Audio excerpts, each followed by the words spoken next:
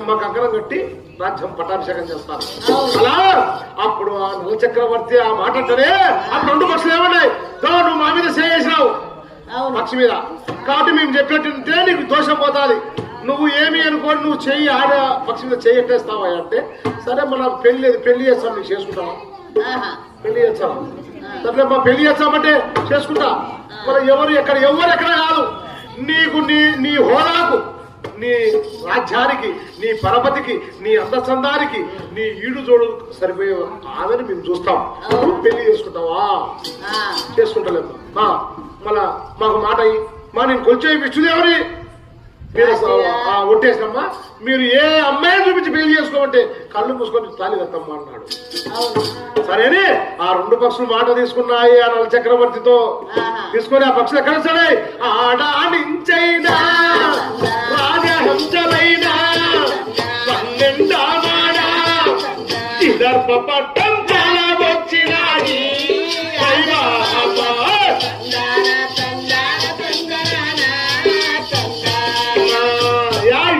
పట్టం వచ్చినాయి ఆ పక్షులు రెండు రాజహంసలు. చూసినావా, దేవుడు మనం రాసి పెట్టుంటే ఎక్కడ ఉన్నా ఎవరో మన పక్కనే ఉన్నా మనకు బంధుత్వం కలుస్తుందని, స్నేహం కలుస్తుందని మనకు తెలియదు, కానీ మనం ఎక్కడెక్కడో రాజ్యాలు ఉన్న ఇద్దరు కలుపుతున్నాయి ఆ రాజహంసలు. అప్పుడు ఏం చేస్తుంది, ఆ టయాన వాళ్ళు వచ్చే సమయాన, ఆ రాజహంసలు వచ్చే సమయాన దమయంత్రి ఆమె ఉదయాన లేచి జాలాడి బండెక్కి జలుకంబులాడి జలతారు చీరగట్టి జాజిపూర్ ఏకదుడు. జలతారు చీరంటే అర్థం కాదు, జలతారు చీరంటే బంగారు తీగలతో నేసి అల్లిన చీర.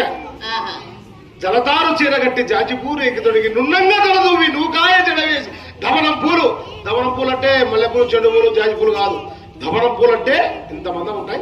సువాసన ఎలా వస్తాయి, అవి కూడా దేవతల కాలం, ఈ కాలం లేవు. ఆ ధవనం పూలు ధరించి ఎవరు, ఆ దమయంత్రి చేతి కాళ్ళ కడయాలు వేసుకుని అతను పురుగు జవాది షట్టు రాసుకొని ఆమె 12 మంది దాసి కన్నెలు తోలుకొని ఆ పూల తోటలో